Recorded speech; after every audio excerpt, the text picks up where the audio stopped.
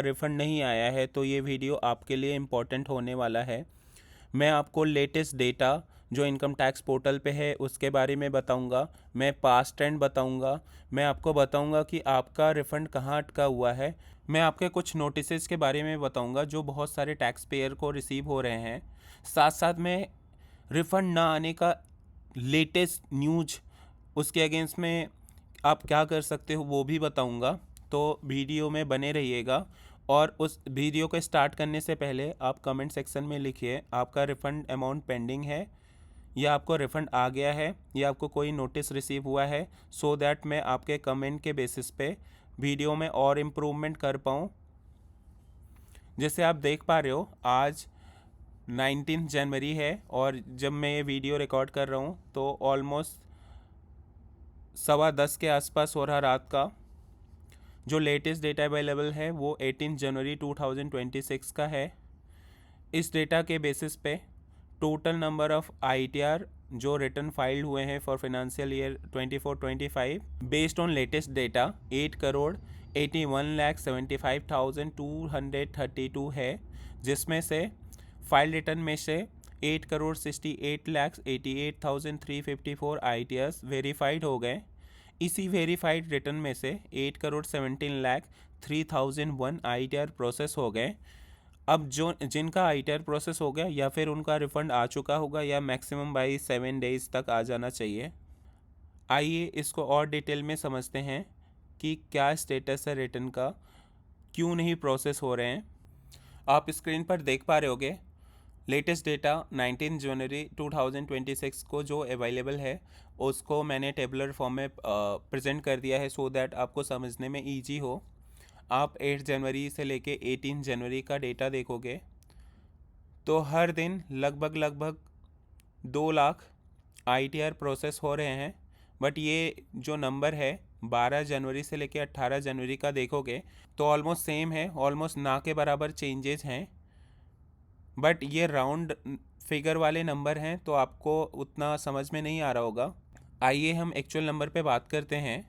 15 जनवरी को जो total number of ITR verified and processed हैं 8,16,60,692, जो बढ़ के 16 जनवरी को 8,16,89,578 हो गया। यानी कि अगले दिन लगभग जो आईटीआर प्रोसेस हुए हैं 29,000 के आसपास। अब यही नंबर 17 जनवरी को 8,16,95,769 हो गया। लगभग 6,000 के करीब आईटीआर में इंक्रीमेंट हुआ आईटीआर प्रोसेसिंग में, जो कि सबसे लोवेस्ट था। उसके बाद ये नंबर बढ़ के 18 जनवरी को 8,17,03,001 हो गया। यहाँ स्लाइट इंक्रीमेंट हुआ आईटीआर प्रोसेस में 8,000 के आसपास। बट ये जो नंबर्स है ना 12 जनवरी से लेके 18 जनवरी के बीच में, जहां नवंबर और दिसंबर में 1 से 2 लाख एवरेज आईटीआर प्रोसेस होते थे, अब पिछले 12 जनवरी से लेके आज तक ये नंबर घट के ऑलमोस्ट एवरेज में 5-6 हज़ार आईटीआर हो चुके हैं।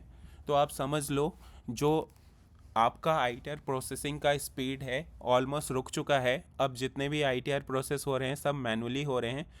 और मैनुअल रिटर्न जब भी प्रोसेस होगा इसमें एसएससी के लिए, टैक्स पेयर के लिए एक प्रॉब्लमेटिक सिचुएशन होता है, क्योंकि यहाँ पे टाइम तो लगता ही है, साथ साथ उनको कोई भी कन्फ्यूजन होगा, कोई भी क्लैरिफिकेशन होगा तो आपको नोटिस इंटीमेशन भेज देंगे और फिर आपको परेशान होना पड़ सकता है।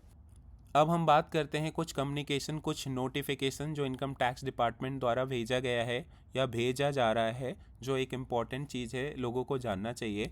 सबसे पहले सेक्शन 143(1) का इंटीमेशन, जो कि नॉर्मल इंटीमेशन है। इसमें आपका आईटीआर प्रोसेस होने के बाद ये आपको मेल और मैसेज में भेजा जाता है एक इंटीमेशन। जब आप इसको ओपन करोगे तो आपको दिखेगा कि आपने जो आईटीआर में डेटा फाइल किया था, जो डेटा दिखाया था, और इनकम टैक्स पोर्टल जो इनकम टैक्स डिपार्टमेंट के पास जो डेटा अवेलेबल था थ्रू 26 AS AIS और कंट्री बाय कंट्री रिपोर्टिंग या एनी अदर मोड, उसको कंपेयर करते हैं। एवरीथिंग सीम्स ओके तो वो आपका आईटीआर प्रोसेस कर देते हैं। उसमें या फिर आपका रिफ़ंड बनेगा या कोई डिमांड होगा या नो रिटर्न नो डिमांड होगा।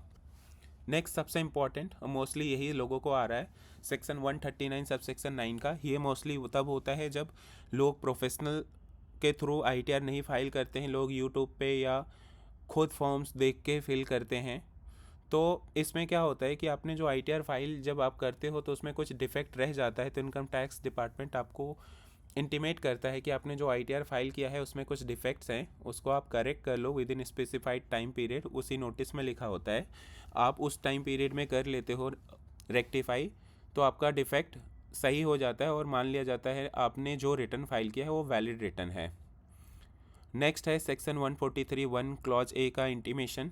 इसमें डिपार्टमेंट शियो मोटो आपका इनकम एसेस करता है, जो भी आपने एक्सपेंसेस, जो भी लॉसेज, इनकरेक्ट क्लेम, यदि कोई क्लेम कर रखा है तो उसको डिसलाउ कर देता है, कोई इनकम इवेट कर रखा है या इनकम सप्रेस कर रखा है तो वो इनकम इंक्रीज कर देता है, कोई लॉसेज आपने कैरी फॉरवर्ड किया है तो उसको डिसलाउ कर देता है और आपका इनकम कंप्यूट कर देता है। नेक्स्ट है AIS TIS अलर्ट, जो कि बहुत ऑलमोस्ट सब लोगों को ही आता है टाइम टू टाइम। इसमें क्या होता है कि आपको बताया जाता है कि आपका AIS TIS में जो डेटा है आप उसको चेक कर लो, आपको कुछ वेरिएंसेस लगते हैं तो या एनोमली लगते हैं तो आप उसको करेक्ट करवा सकते हो या रिपोर्ट कर सकते हो। सबसे इम्पॉर्टेंट है सेक्शन 245 का नोटिस। इसमें आपका जो भी रिफंड बन रहा है उसको एडजस्ट कर लिया जाता है किसी प्रीवियस आउटस्टैंडिंग डिमांड के अगेंस्ट में। तो जिसको भी सेक्शन 245 का नोटिस आया है वो इनकम टैक्स पोर्टल पे लॉगिन करके ई प्रोसीडिंग में जाके देख सकते हैं, कुछ ऐसा है तो उसके अगेंस्ट में करेक्टिव एक्शन ले सकते हैं। अब आते हैं, हम बात करते हैं कुछ रीज़न जो इम्पोर्टेंट है जिसके वजह से आपका रिफ़ंड नहीं आ रहा है या डिले हो रहा है। सबसे पहला है AIS TDS का डेटा मिसमैच। आपने जो ITR में TDS का अमाउंट दिखा रखा है और जो गवर्नमेंट के पास, डिपार्टमेंट के पास AIS 26 AS के बेसिस में जो डेटा अवेलेबल है उसमें मिसमैच है, तो आपका रिफ़ंड प्रोसेसिंग में टाइम लग सकता है। आपने हाई वैल्यू रिफ़ंड क्लेम किया है तो इस बार वो स्पेशली हाई वैल्यू रिफ़ंड को रेड फ्लैग करके उसको specially additional security system check के थ्रू पास ऑन कर रहे हैं, जिससे आपका रिफ़ंड थोड़ा डिले हो रखा है। नेक्स्ट सबसे इम्पॉर्टेंट है रॉन्ग ITR फॉर्म फाइल करना, या आपने मल्टीपल बार रिवाइज कर लिया है आपने रिटर्न, आपको ITR 2 भरना था, आपने ITR 1 भर दिया, आपको ITR 4 भरना था, ITR 5 भरना था, लेकिन आपने ITR 1 भर दिया इस केस में, या आपने बहुत बार ITR रिवाइज कर दिया बेस्ड ऑन बहुत सारे न्यूज, बहुत सारे इनकम टैक्स के जो भी नोटिसेज या मैसेजेस रिसीव हुए होंगे उसके वजह से, तो आपका रिटर्न रिवीजन डेट ही लिया जाएगा रिफ़ंड के लिए, तो थोड़ा सा डिले हो सकता है।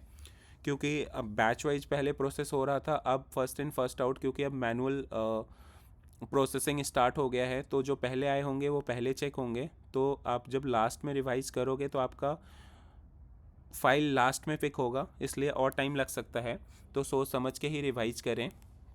नेक्स्ट है रिफ़ंड आते वक्त आपका जो बैंक अकाउंट आपने ITR में कोड किया था वो बंद हो गया, इनएक्टिव हो गया, तो भी आपका रिफ़ंड डिले होगा। और सबसे इम्पॉर्टेंट जो मैंने आपको पहले भी बता दिया है कि आपका रिफ़ंड इसलिए नहीं आ रहा कि आपका रिफ़ंड सेक्शन 245 के थ्रू एडजस्ट हो गया होगा, तो भी आपका रिफ़ंड नहीं आएगा। अब मैं आपको सबसे लेटेस्ट न्यूज़ दिखाता हूँ जो रिफ़ंड के ऊपर है, ये 19 जनवरी को अवेलेबल है। इसमें बताया गया है कि रिफ़ंड डिले है तो आपको क्या एक्शन लेना चाहिए। स्टेप 1 में कि मान लो पहले आपने स्टेटस चेक कर लिया, आपका रिटर्न प्रोसेस हो गया है, या तो प्रोसेस विथ रिफ़ंड है, या रिफ़ंड फेल हो गया होगा, या रिफ़ंड पेड होगा। तो प्रोसेस विथ रिफ़ंड है तो आपको कुछ नहीं करना, आपका रिफ़ंड आ जाएगा। रिफ़ंड फेल हो गया मतलब बैंक में कुछ इशू हैं, या बैंक अकाउंट क्लोज हो गया होगा, या बैंक KYC के वजह से बंद पड़ा होगा, तो हो सकता है उसके वजह से फेल हो गया होगा आपका रिफ़ंड। आपका रिफ़ंड पे हो गया तो फिर तो आपको कोई इशू ही नहीं है। सेकेंड में आप CPC को कॉल कर सकते हो इफ़ आपका रिटर्न प्रोसेस नहीं हुआ है, इस नंबर पे 8 से 8 बजे तक, सुबह 8 से शाम 8 बजे तक आप कॉल कर सकते हो इन नंबर पे। इन केस आपका स्टेटस नॉट प्रोसेस और intimation receive with no refund है, तो आपका कुछ रिफंड रिलेटेड है जहाँ पे लिखा आ रहा है कि refund banker issue portal says refund paid but money missing, तो आप SBI इंक्वायरी कर सकते हो, इस पर ईमेल डाल सकते हो। या कम्प्लेक्स डिस्प्यूट है जिससे आपका सेक्शन 245 का डिमांड आया है, आपने रेक्टिफिकेशन फाइल किया है, तो उस केस में ज्यूडिक्शन असेसिंग ऑफिसर को आप कंप्लेन कर सकते हो। पहले तो आपको कैसे पता चलेगा, उसके लिए आपको नो योर असेसिंग ऑफिसर पे जाके ई फाइलिंग पोर्टल के थ्रू आपको इसका डिटेल लेना होगा और कांटेक्ट कर सकते हो JAO को। थर्ड है कि आप ग्रीवेंसेस रेज कर सकते हो इनकम टैक्स पोर्टल पे, बट मैंने कल वाले वीडियो में दिखाया था ग्रीवेंसेस का रिप्लाई वो बोलते हैं कि इनकम टैक्स डिपार्टमेंट के ने आपका रिटर्न रिसीव कर लिया है और वो प्रोसेस कर रहे हैं। सिंस प्रोसेस इन्वॉल्व बहुत सारे स्टेप्स जैसे data validation, comparing, analysis and all, तो उससे थोड़ा सा टाइम लग रहा है। आप वेट करो, आपका रिफ़ंड प्रोसेस हो जाएगा। तो ऐसा कुछ जेनेरिक आपको रिप्लाई आएगा। तो मेरे हिसाब से ग्रीवेंसेस रेज करके तो कोई लॉजिक नहीं होगा। अब सबसे इम्पॉर्टेंट बात आता है कि इसमें सबसे बड़ा कल्प्रिट कौन है। SEC तो है नहीं, डिपार्टमेंट ही होगा क्योंकि वो आपका रिटर्न प्रोसेस नहीं कर रहा है। बट हाँ, आपको कुछ इसके अगेंस्ट में आपको कुछ चीज़ें जान लेना चाहिए जो आपको हमेशा इंश्योर करना है कि आपका जो बैंक अकाउंट है ना वो हमेशा प्री वैलिडेटेड है, पैन लिंक्ड अकाउंट्स हैं।